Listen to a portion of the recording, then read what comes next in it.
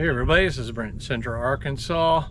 Today's video is simply an update on what's growing in my raised bed garden. I've got 14 beds here. I've actually got 16, but 14 are directly behind me and 2 are over on the other side, and they got a little bit, well, they're also vegetables.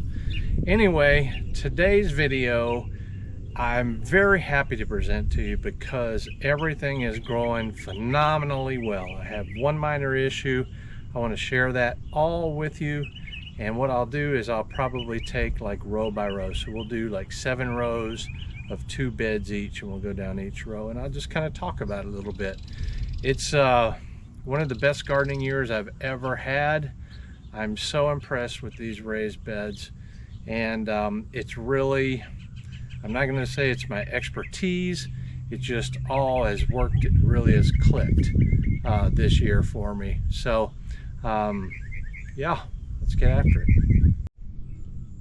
These first 2 beds here and over here in the front is Jade 2 green beans, and these little bad boys are starting to set little fruits all along here. You can see a couple of them here, and it's just everywhere. It's phenomenal. Jade 2 is growing really well for me, and having the items that are vining behind it and growing up is working wonderfully well as well. So it's better if I take you around to the other side for cucumbers, but I could probably get through enough. I was kind of concerned about the Emerald Sweet here, which is my cucumber I've been breeding. And I was worried because they weren't sizing up, but you can see now that they are starting to size up. The Bet Alpha, this I need to secure. The Bet Alpha, like this one I'm handling right now, they haven't started sizing yet, and they've also had a lot of males on it, and I didn't expect that. I thought it was gynaeceous. It's not, but I think it's still interesting because I grew the variety before, maybe 10 years ago or so, from Baker Creek, and they didn't even know it was parthenocarpic. So I asked them about it, and he didn't know. He said he'd check, but he never got back with me. I think his name is Jer Gettle. He either owns Baker Creek or he's a big wig in there. Anyway, the cucumbers, look down there. They're starting to get big, and I've got 1, 2, 3, I've got 4 in here, so I'm gonna be eating the dickens out of some cucumbers like I am squash right now. Coming over here, the vining crop behind this bed's Jade 2 green beans. Let me see if I can see some more. I'm just so excited to see these little babies coming on here everywhere, and knock on wood, the bug pressure and disease and all that's been pretty limited. You can even see down below, usually these leaves start dying off or having issues. There's a little bit, but everything is just absolutely wonderful, and the bed moisture has been phenomenal. Just everything's working out really good.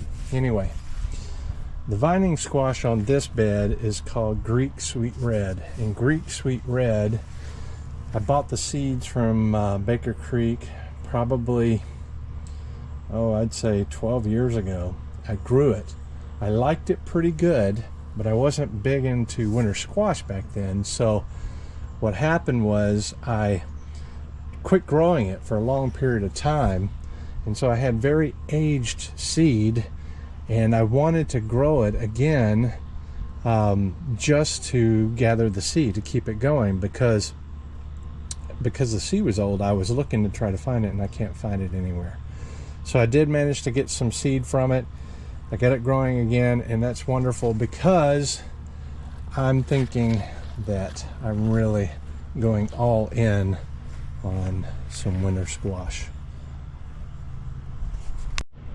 Now this bed right here, this one right here with the overgrown leaves, is zucchini. I've got 2 types of zucchini in here.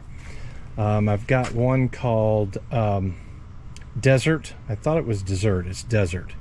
It's 1 S, which is, I think, a really odd name for zucchini. But anyway, I've been getting dickens full of zucchinis. This particular plant right here is a different kind of zucchini that you can't get anywhere. And I also had the seed from it. I'm trying to think of the name of it. Anyway, if I think of it, I'll put it in the video. So I've got 1, 2, 3 deserts, and I've got 2 of this other one right here. This is my only problem really in the whole thing with the raised beds.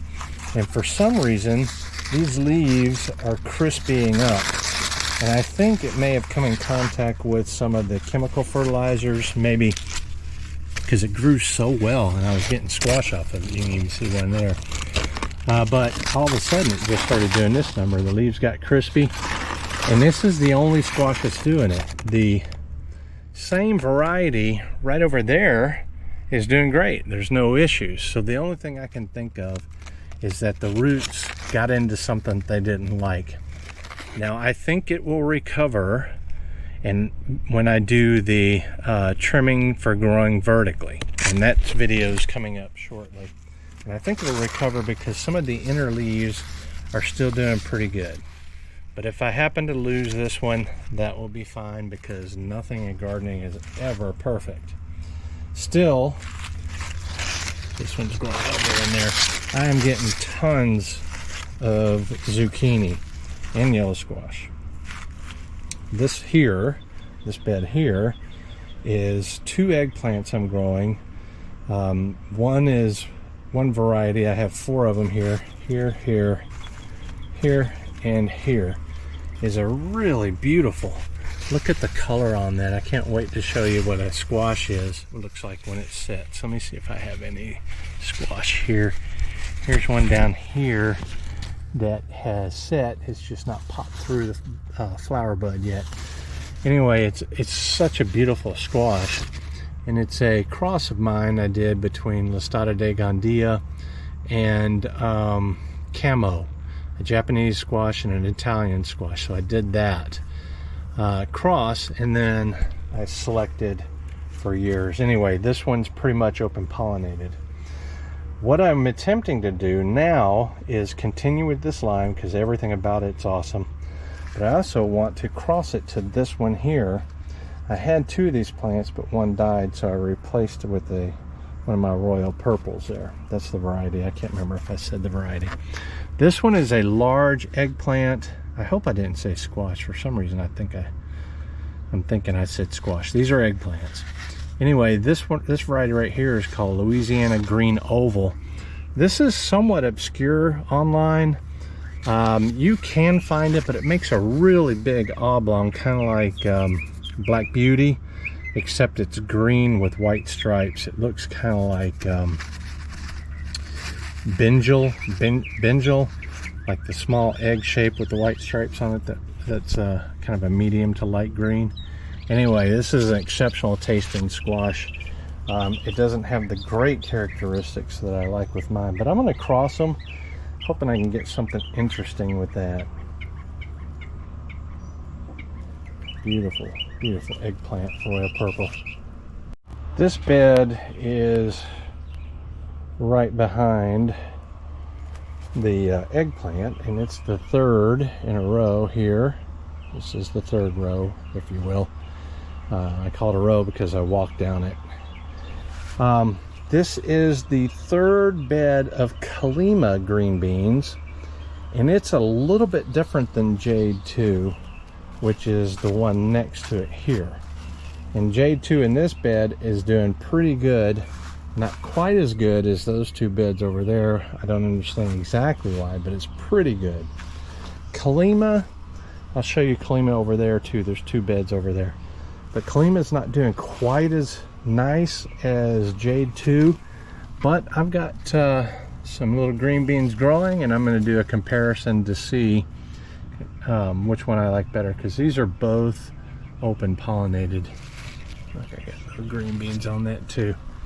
This one, I think, of the 3 Kalima beds, I think this one is probably in the most pitiful looking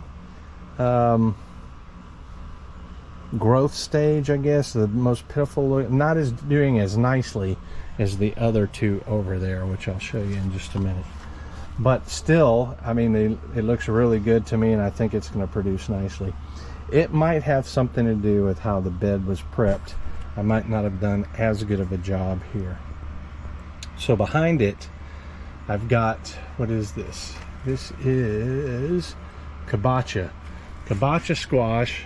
I think by the time, no, you won't have seen the video yet. I've already made a video on doing talking about the kabocha and putting those sun covers on them. Anyway, that video's coming, and I'll let that speak for itself. The kabocha are the most aggressive of the growers, and it's doing quite nicely. This one has got the third bed of Jade 2. The first two I showed you were Jade 2. This is the third. I did 3 of each, and it's looking really nicely too. Let me see if I can find some little babies for you. Just love those little babies. Not quite as visible, and it's early evening. I got a little bitty weed in there. I didn't notice. Anyway, it's doing not quite as far along as the others, but it's still looking nice. The squash behind it, I've got 4 of them. It's a squash called Tahitian melon. And Tahitian melon, you can see here, has got a really long neck. It's a neck type winter squash. Some people call, especially outside of the United States, call these neck pumpkins. But basically, it's just a very long neck version of the butternut. And these things get really big. They can. I also got this seed quite a long time ago from Baker Creek. It's growing nicely.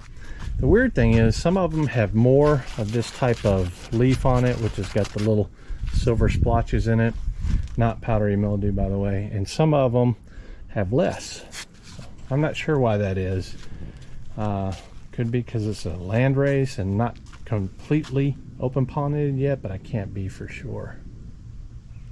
So this is the kabocha squash. That's kind of what it looks like. And these I put on to protect them against the sun so they don't get sun scald. Anyway, that video will come. If you haven't seen it already, it is coming. This bed here are my breeding of peppers. I've got 4 Terzetta Bella going here, which is a really nice sweet pepper that turns from yellow to kind of a cherry apple red color, candy apple red, sorry. And it goes through the whole color spectrum. It's really nice, and it gets its sweetness from the lipstick pepper. And so I've even got some more lipstick planted because I like that pepper. But this is what they start off looking like, and it's just now starting to produce nicely. Here's one over here, and it's got a couple more on it set. But yeah, it's really a beautiful squash once they get of size. And they start, you know, tons of peppers are growing all of it, and they will. So my plan was to grow them up this bamboo here, but since I've got the overhead trellis, arbor, whatever you want to call it, I'm thinking I'm just going to run a tomato twine and grow it kind of like a crazy wild bushy tomato, like you single stem tomatoes you'll see a lot of time. Now this one is called California Bryan. I call it Calibri for short, C-A-L-I-B-R-Y, Cali Bryan. Anyway, this is the parent of this one. This is one of the parents, and that is a hot jalapeno level spiced pepper, and it is a dehybridization of the mariachi pepper, and quite a bit of good selection there to get where I'm at with it. It is open pollinated, very prolific, and very tasty.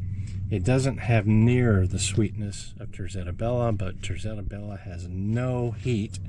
And so I've got the 2 types of peppers that I like to eat. I've got a sweet bell pepper type replacement that's super productive. And then I've got a spicy bell jalapeno type pepper that I eat that's not too hot for me to eat directly. So I'm very excited about that. I've got 4 Terzetta Bellas here, and I've got 1 Calibri or California Bryan here, and I planted a spare over there. The next bed here is a massive overgrowth in a good way. This is the second squash I'm breeding Madison's Cross to make a hybrid.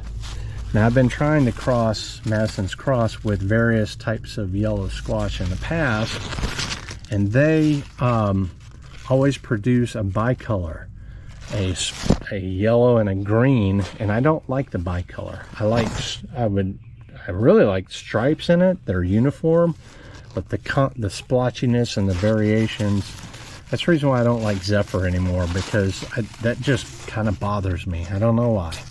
But this here is this big, not because I failed to pick it, but because if you look here, I crossed it to Madison's Cross. So this is a seed squash.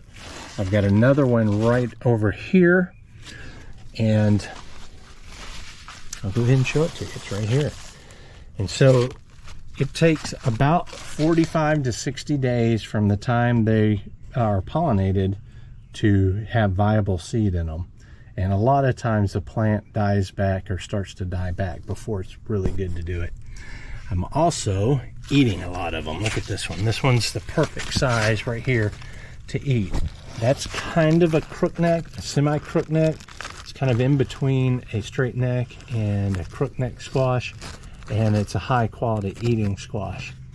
Now, the seed company that developed this a long time ago went out of business, and so this squash is very hard to find. Down this row here are two Jade 2 green beans, snap beans, whatever you want to call them, and those are the first two. It's essentially the same as the other ones I've already talked about. They're starting to produce fruit. I'm looking forward to it. And yeah, I just thought of something. Did you know that the majority of vegetables you eat are fruits?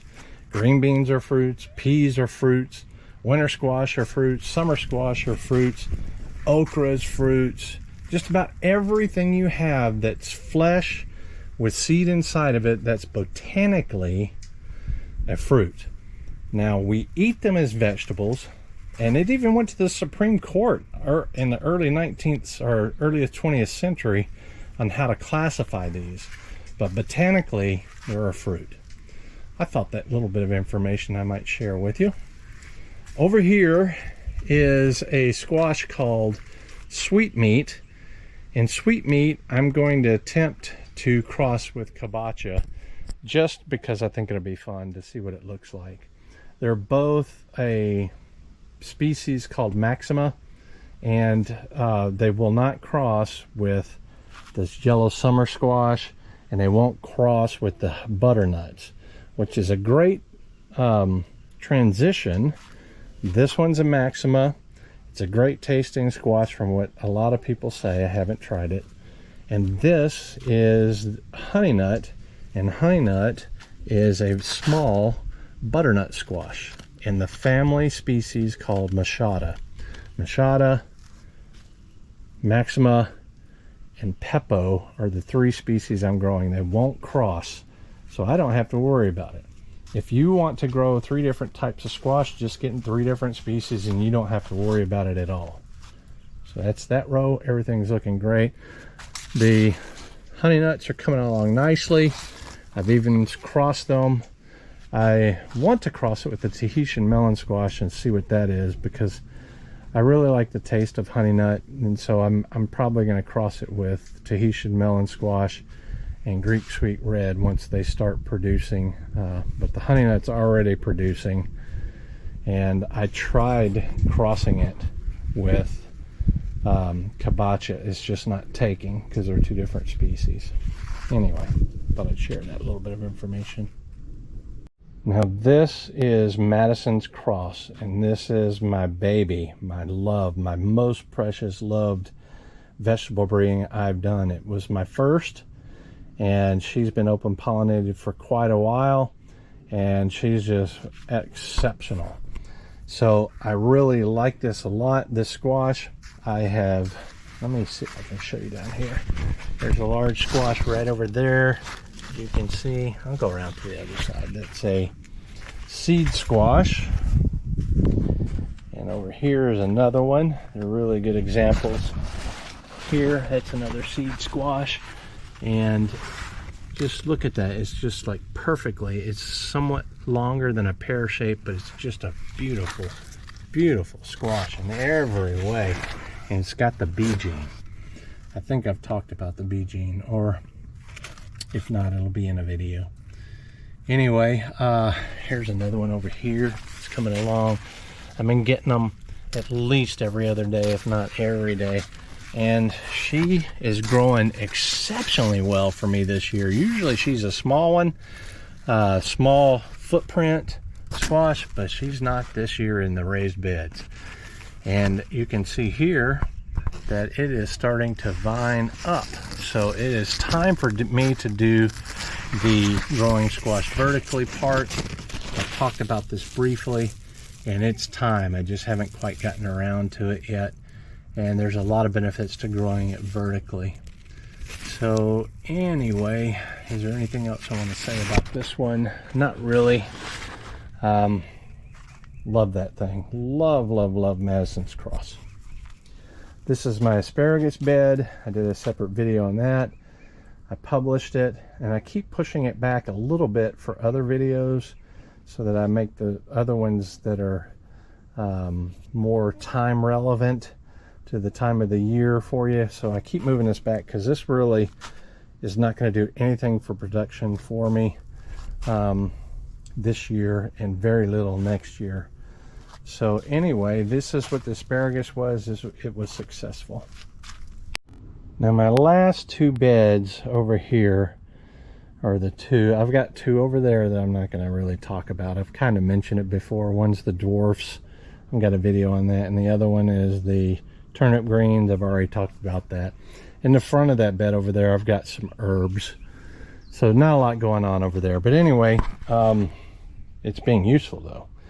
In this one, I've got grapes growing up behind.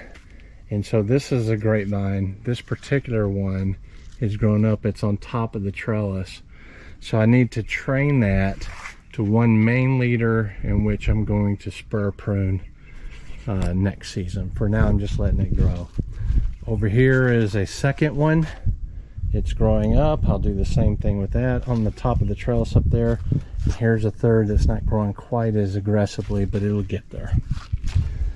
In the onions, I've did a video on the onions growing in the beds here, and over here there's some onions. They're not doing the very best, and really I planted these from seeds, but it's just so much easier to pay $15 and get a ton of them from Dixondale's. I've done that a number of years. And onions are not my super fancy, because it's just a basic staple crop, and the quality in the supermarkets are pretty good. Not like if you grow them yourself, of course, nothing really ever is. But like potatoes, which I do, I love new potatoes. That's why I grow them a lot of times, for new potatoes. But potatoes and onions just don't make the garden every year for me. Here is a pepper that my friend bred, and it's a cross of Jimmy Nardello and Courbaki. And this is the 4th generation. I'm growing it because it looked pretty interesting to me. Out of all of his breedings, this one really caught my eye. But it's supposed to be really good because Courbaki and Jimmy Nardello are both awesome peppers. And I like sweet eating peppers. So I'm really waiting for these. And they're starting. Let me see if I can see one or two growing here. Here's one right here. You can see it. They're starting to grow pretty good. Now, because this isn't open pollinated, these are going to be slightly different. The 4th generation will be somewhat consistent, but they'll still be slightly different. I went onto a pet website. Now that's a little concerning. I've got some leaves that are starting to, well, that one anyway. Anyway, this one is a sweet long pepper, similar sorta kinda to the Marconi lines, the red and yellow Marconis, but it's just a little bit different, and I ordered those seeds. I want to try that. I saw some good reviews on that. I've got 2 plants of those. And I also want to mention real quick too that I'm probably going to grow these vertical the same way I was talking about with the eggplant, by stringing them up there, and that's just to have a good hold on them so I can take out the little bamboos here, and because I want them to get really bushy all over the place, and just throw me tons and tons of peppers. Down here is a lipstick. Lipstick is the other parent of Terzetta Bella. I've got one growing here. Lipstick has always been kind of a finicky grower. I've got one over here too. It's growing, and it's always, like I said, it's always been kind of a finicky grower, but it really tastes great. Terzetta Bella took a lot of the great qualities from Lipstick, and it is super productive compared to Lipstick. This final bed here has got Primark Freedom blackberries in it. I've got 5 of them. 3 of them are producing a cane. One here, and one here. And those canes, once they get up to the height up here, I'm going to tip them. And what will happen is the spurs, these little, kind of like a tomato sucker here, they're going to shoot out. And it's a primocane fruiting variety, Primark Freedom. And so once those spurs shoot out, what's going to happen is the blackberries are going to grow at the tip of all of those spurs. And so I'll get into a video later talking about how to prune them. I'm certainly not an expert at it, but I've seen a lot of videos, and I'll share that too as I do it with mine. Down here I've had a pepper that was a what's it called when it's 2 different colors, and they're both not doing well at all. They're not productive. It was a novelty buy, and you know, I thought it'd be really cool to have those 2 peppers maybe to cross with, but I'm just not going to fiddle with it. I don't need to have the oh, I can't remember what it's called, when variegated. I don't need to have variegated foliage with peppers. I thought it would be a neat thing to have, but those are just too finicky. This is another California Brian or Calibri, and it is one I put over here later on, so it's a little further behind. Another great pepper. I even left both of them that were in the pot here, and they'll grow together and they'll do just fine. The last pepper here was kind of an odd seed that came with those other 2 peppers that aren't doing any good, the variegated ones. And it is a really kind of a neat little pepper. It's not aggressive at all. Hopefully it'll grow out of it. It's got these dark kind of pods. It makes me think that this damn thing is going to be hotter than crap. So I don't know what it is at all. It came in a seed packet of, I think, 15 or 20 seeds of the other variegated pepper, which is a jalapeno variegated called Matapino. This one came in that bag of seed, and for some reason it looks like this. So I have no idea what this pepper is, but it's kind of fun to find out later on and judge it. Who knows, maybe I'll keep it. Who knows, I might not. All right, so I guess instead of putting the camera on the stand, I'll just turn it around here so you can see me up close with it in the background, and just kind of on the fly. Anyway, that's a look at the garden. It's supposed to, I mean the raised bed garden, it's supposed to rain later tonight and tomorrow most of the day. So I wanted to get this done because it looks so awesome right now. It's not because I do things fantastic all the time. It's just worked out this great for me this year, and so I'm very pleased with it. Change hands here. So I'm very pleased with it, and I wanted you to see it before the bad things happen, and they're gonna happen. You know it's gonna happen. Something's going to start attacking and getting after this bed. What's really cool is, I mentioned it in a video, I think, that the bees weren't out. Well, for the past, I don't know, 3, 4, 5 days, something like that, the bees have been all over the place. So I'm really happy those little suckers are flying about. So we're gonna end the video here. I gave you an update to see what's going on with the raised beds. I really appreciate if you subscribe and hit the like button. The algorithm bends my way when you guys sub and like it. And most of all, if you have any questions or you would just want to comment, I like talking to you guys. and we're going to see you in the next one.